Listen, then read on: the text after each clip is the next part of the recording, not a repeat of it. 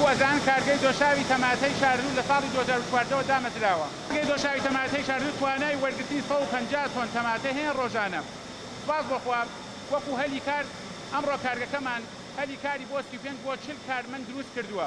دوو ئەندازیاری میکانیک، دوو ئەندازیاری کارەبا، ئەندازیاری کیمیاوی و هەروەها لە ڕەگەزی نێرومێ چەندین کارمەندمان هەیە کە کۆلێژی کشتتوکاڵ بەشی پیشەسازی خۆراکی تەواو کردووە.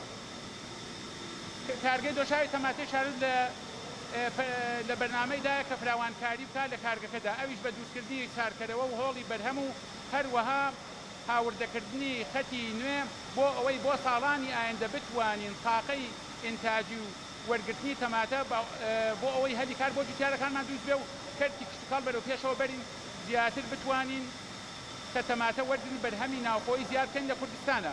خۆتان نەزان کەشوهەوای عێراق کەشوهەوایەکی جیاوازی هەیە. جاری وایە تەماتەی بەسڕە پێئەگا، دوایی تەماتەی عمارە، دوایی نوعمانیە و کووت، اینجا بەرەو بەغداد و دیالە تایەت هەرێمی کوردستان. حالیان تەماتەی هەولێر و دهۆک گەیشتووە و ڕۆژانە ئێمە بارمان بۆیێت کە توانای کارگەکەمان وەکو ئاماژەم پێیە 150 تەن تەماتەیە. بەڵام هێشتا تەماتەی شاردوو بۆ هەفتەی ئایندە بە تەمانی ئینشاڵڵا تەماتەی شاردووش بکات و تەماتەی پێنجێن لەوانەیە بکاوەتە دوو هەفتەی 15 ڕۆژی تر.